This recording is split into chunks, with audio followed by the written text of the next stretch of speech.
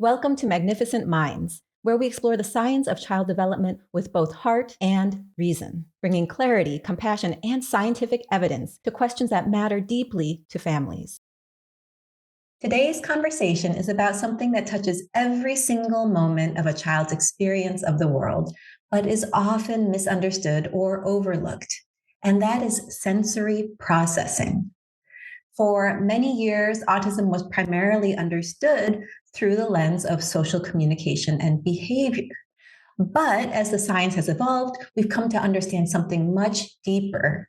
How a child experiences the world through their senses shapes everything: how they feel, how they behave, how they learn, and how they connect. In fact, sensory processing differences are now formally part of the diagnostic criteria for autism, reflecting just how central this is to understanding autism. And here's one of the most important ideas we will explore today. All behavior is a response to sensory processing. When you ask, "What is my child experiencing?" that can get you much closer to answering the question, "Why is my child doing that?" A child behaves in the world based on how they experience the world. So, to help us unpack this, I'm joined by someone who brings both deep expertise and a whole child perspective to this topic. Christine Adintori is an occupational therapist and senior manager of clinical excellence at Cortica. She works closely with families and clinicians to translate the science of sensory processing into meaningful, practical support for children. Christine, welcome. I'm so glad you're here. Thank you. I'm so happy to be here with you. So, to start things off, could you tell our listeners a little about yourself, who you are, and why you do what you do? Absolutely. So, I'm an occupational therapist, and I've been dedicated to autism care now for just over a decade, including working in clinical research, schools, home based early intervention, and outpatient clinic settings. And then, as for why I do this work, what really drew me to occupational therapy specifically is just how deeply embedded it is in real life. We have the immense privilege of sitting with people in their everyday experiences to truly understand them and then work to transform those experiences from the inside out. And at the heart of it, this work is about supporting autistic children's agency and developing autonomy and truly seeing them as whole people. That means taking a genuinely strengths based approach, understanding not just where a child needs support, but their unique experience of the world, and then building from there. Well, let's start then with the big picture. When we say sensory processing, what are we actually talking about, and why has it become such an essential part of understanding autism? For sure. So, sensory processing really just refers to the ways in which our brains take in and make sense of the information that's coming in from our different senses. So, we really rely on this to be able to respond to and interact with the world around us through our body movements, our communication, our learning, and really the full range of human behavior. And the reason why it's so crucial to understanding autism is, for one, it's estimated that up to 97% of autistic individuals experience differences in the ways in which they process sensory input. And then also, sensory processing differences are actually appear to be some of the earliest features of autism that develop and that we can see and understand. We can typically see this as early as 6 to 10 months of age, even. Most people are familiar with the five senses, but from a neurological and an occupational therapy perspective, there are other senses. So, can you walk us through the major sensory systems, including proprioception, vestibular, and interoception, and how all of these work together to shape a child's experience? Absolutely. So the five senses that most people are familiar about, that we learn about in grade school, are going to be the big five. So seeing, hearing, tasting, smelling, and touching. And these senses are really crucial for helping us receive information from the world around us. So not only our surroundings, but the people and the objects that we interact with. So, the often lesser known senses are exactly the ones that you mentioned, and they're particularly relevant for occupational therapists. And those are proprioception, vestibular, and interoception. Now, what's really unique about these is that they primarily provide us with information from our own bodies. So, to start with, proprioception is the sense of our body position as it picks up information from our muscles and our joints. And our vestibular sensory system is what makes us aware of balance and of movement as it picks up information from our inner ear. And then interoception is that last one that's particularly unique because it picks up information from our internal organs, which is not something that most people are aware of, that we're consciously aware of, but it's interoception that gives us the sense of being hungry, thirsty, and needing to use the restroom. Now, how do these sensory systems work together in real life? Yeah, so what you can see, even just from the sheer number of sensory systems that we have, our nervous systems are constantly receiving sensory input from both our bodies and from the environment around us. So, when sensory processing is going smoothly, when it's going as it's designed to, our nervous system is able to filter through all of that incoming information to help us attend to and respond to what's most important in the moment. So, when I'm talking about this with adults, I do like using this specific example, which is picture that you are sitting in a coffee shop and you're catching up with a friend. So, at any point in time in this moment, you're actually receiving a flood of information to your sensory systems. So, sensory processing is going well for you. There's a few things that you're focusing on in the moment: the sound of your friend's voice, and maybe less consciously your grasp on the coffee cup and the weight of it so you can bring it up to your mouth and take a sip without spilling, even the temperature of the coffee before you take a sip. And in order to do that, you're actually filtering other information out, like the other people that are in the coffee shop that are moving around you, the background hum of the AC, and the sensation of the clothing fabric on your skin. Your brain's actually taking care of filtering through this information, often without you even realizing it. It's remarkable. When you think about the complexity of what's happening in the brain in order to create the perception of a cohesive, non overwhelming, non overstimulating experience. So, yeah. Yeah, so important for us to recognize because then it helps us understand what a child might be experiencing and then how we can support them with that. Now, I want to um, take a moment to actually walk through development. Like, I want to think about what sensory processing differences might look like for babies and infants, for toddlers, for young children, for adolescents. And so let's start with infancy. What does sensory processing look like for the youngest of young children? Sure. So it is really remarkable because in the first year of life, our sensory systems are just developing so rapidly. So just some examples. I mean, infants are starting to respond to touch, which then helps them develop an overall map of where the different parts of their body are. They start over the course of that first year to respond to the sound of voices. They start to recognize familiar words. They start to even produce their own babbles. And then the visual system in particular is one that goes through significant development during this time. And because babies are actually born with very little ability to make sense of what they're seeing. But then by the end of that first year, you could point out a toy in the room and they will follow your gaze and what you're looking at. And then they'll coordinate their movements to what they're trying to reach for or grasp for by getting the toy. And all of these developing senses really do together form a foundation for them learning and interacting with the environment using their bodies. If sensory differences are present, then how might those show up in infants and toddlers, especially when communication and some of those early skills are still emerging? So, toddlerhood is really fascinating because the time period between 1 and 2 years in particular is associated with a high rate of increase for those sensory differences that others can start to notice and can start to pick up on in toddlers that later go on to be diagnosed with autism. So, those differences can really range. They can include seeking out certain types of sensory input, such as staring really intently at lights or spinning objects. It can include not responding to other types of input, for example, touch or pain, even, as well as having strong negative responses to certain types of input, such as textures or sounds. And those are the differences that we can kind of observe as parents, caregivers, and clinicians.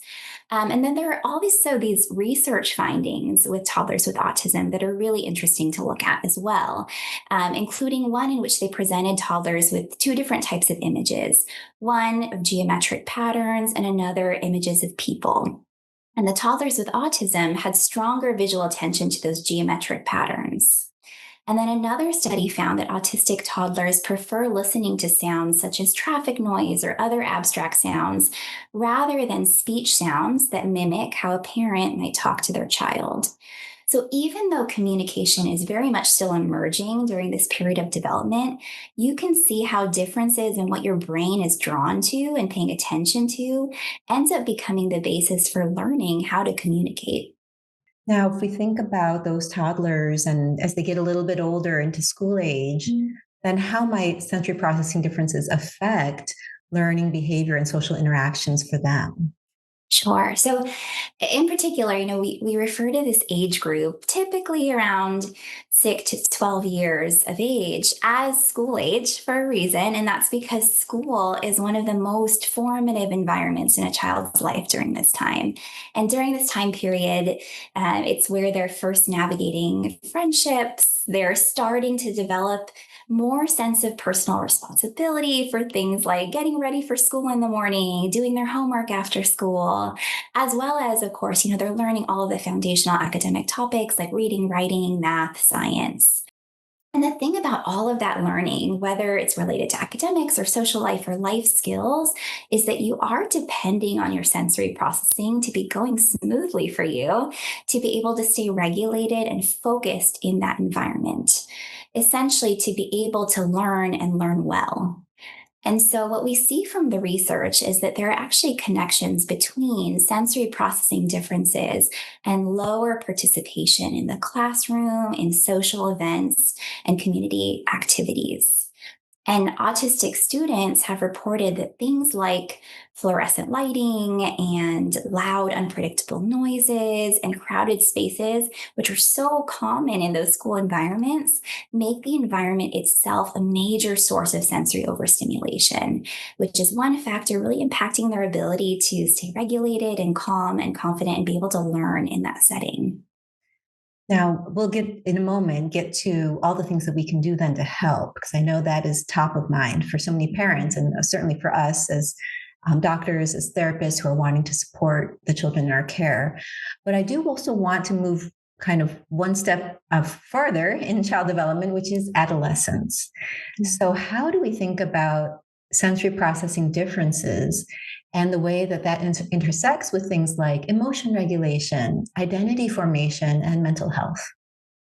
So, up until this point, we've really talked about the many ways in which sensory processing has an impact on everyday life.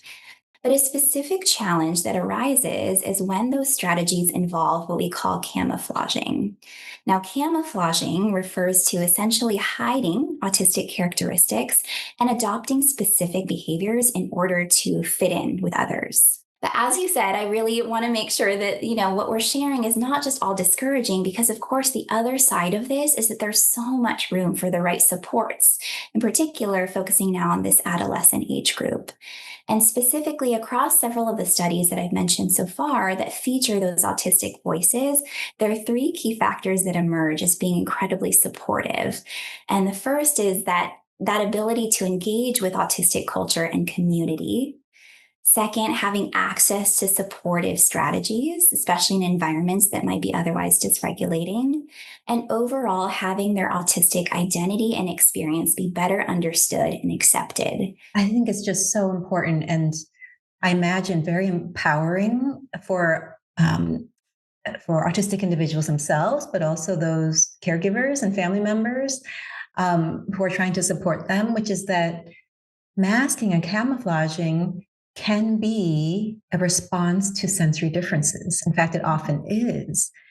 And so it's a coping mechanism, it's a skill, and yet it can have long-term consequences like anxiety, stress, depression. And so if we can better understand sensory processing, we have the potential to almost kind of get more to the root cause of some of these, downstream consequences. Um, there's a kind of a foundational principle as we think about sensory processing, which is um, sometimes called over responsivity, under responsivity. I've heard it referred to, of course, as hypersensitivity or hyposensitivity.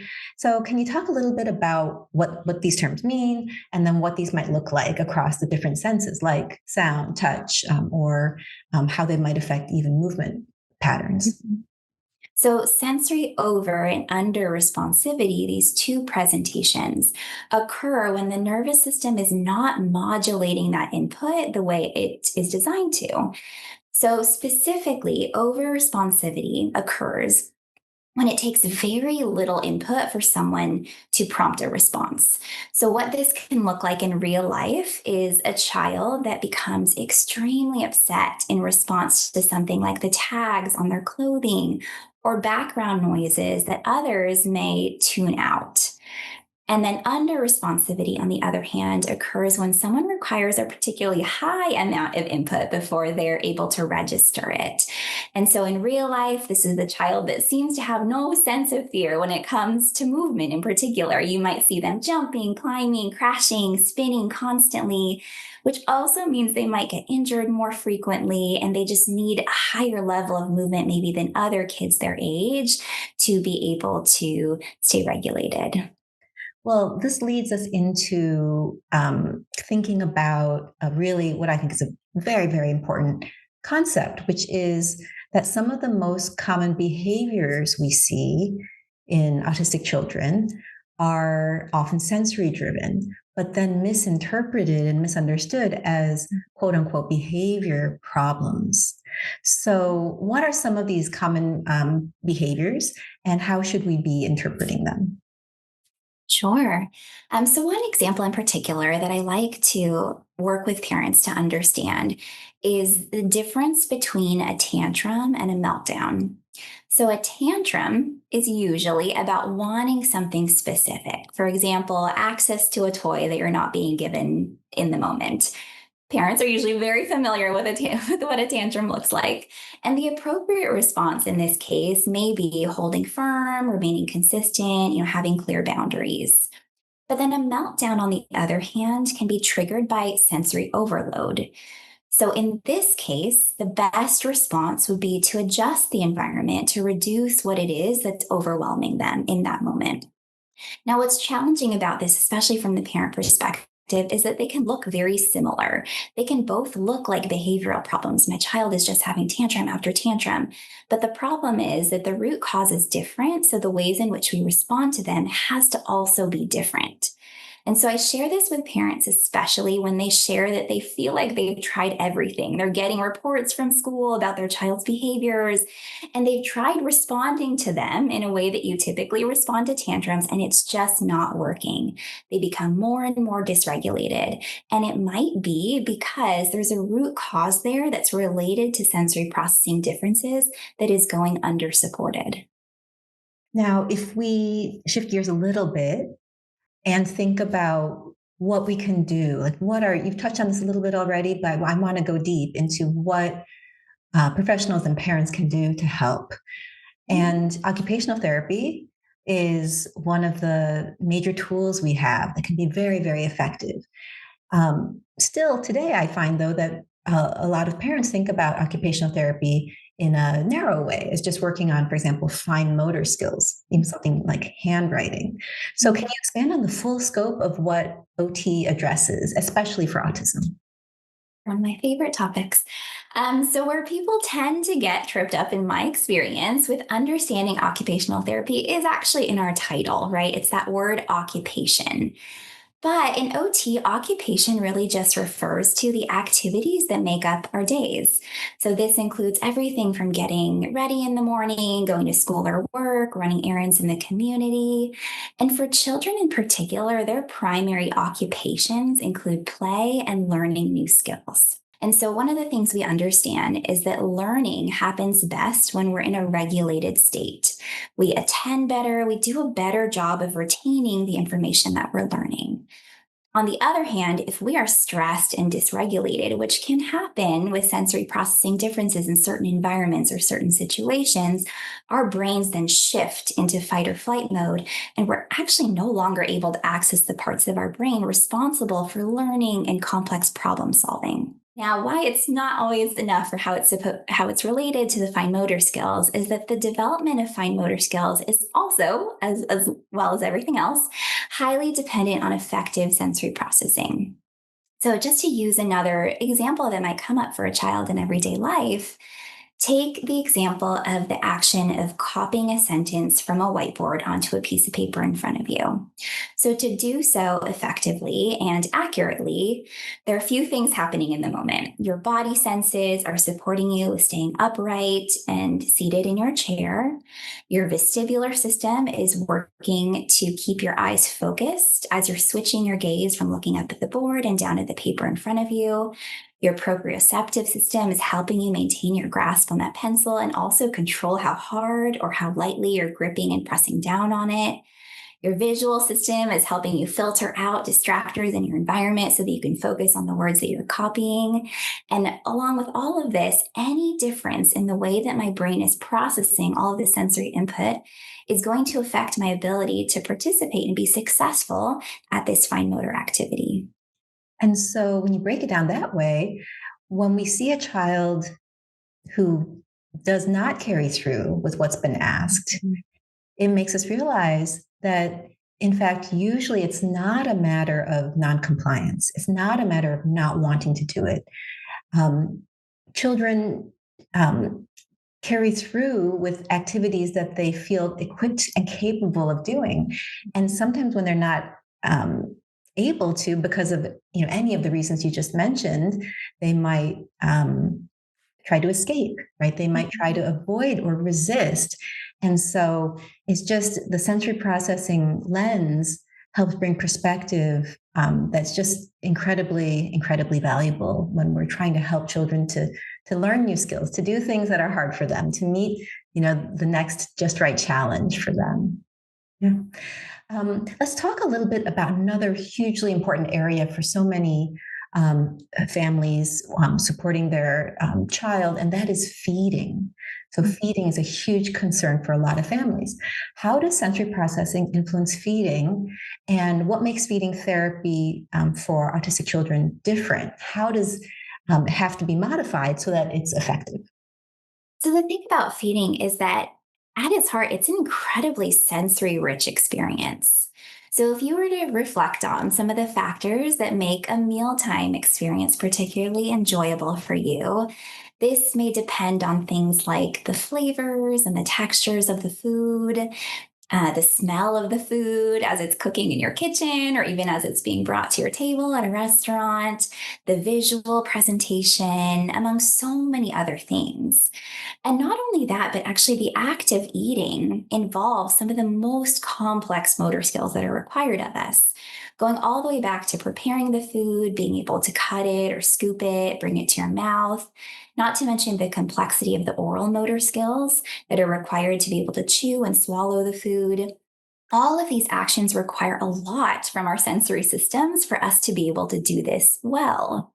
So, feeding therapy for autistic children takes all of these factors into consideration, specifically the child's unique sensory needs, their sensory preferences, the ways in which they process sensory input, in order to build skills toward what really the goal of feeding therapy is for them, which is incorporating a wide variety of nutrient rich foods into their diet, being able to eat those foods safely, as well as being able to participate in mealtime as a whole. I like to tell parents to think about what it might be like for them to eat something that they really don't like, that doesn't look appealing to them, doesn't smell appealing, doesn't taste appealing, and to kind of in that way put yourself in the shoes of your child, and to recognize how much that is actually going on for them, but also to know that there are a lot of great ways that we can support children, right? To be able to feed in well and have a diverse range of nutrient-rich foods in their diet. And so there's reason to be very, very hopeful. Now, if we're thinking about kind of the core or the most important, most effective approaches or strategies that families should know about, where would you begin?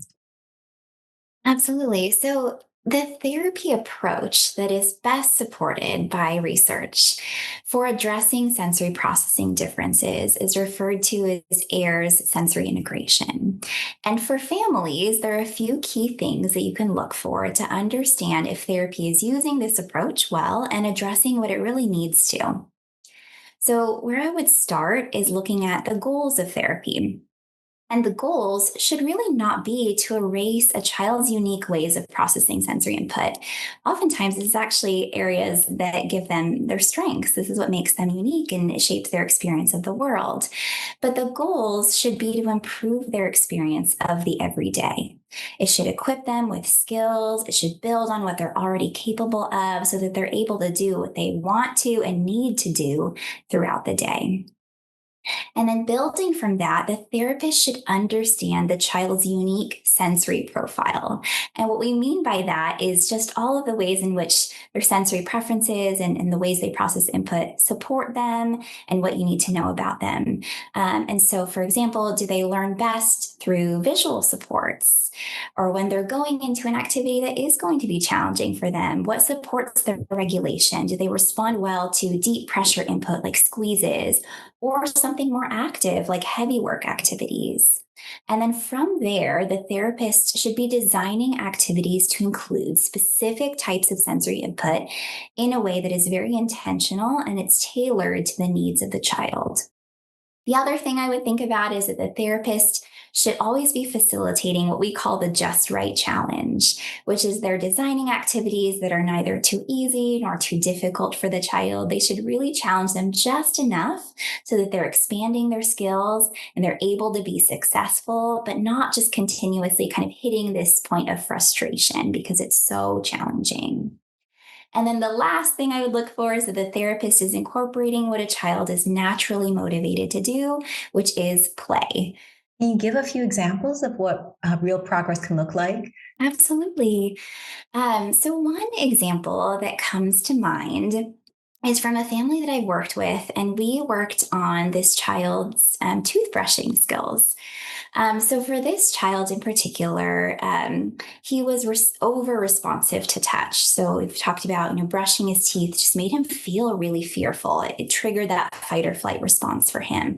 It was an intensely tactile experience happening inside his mouth.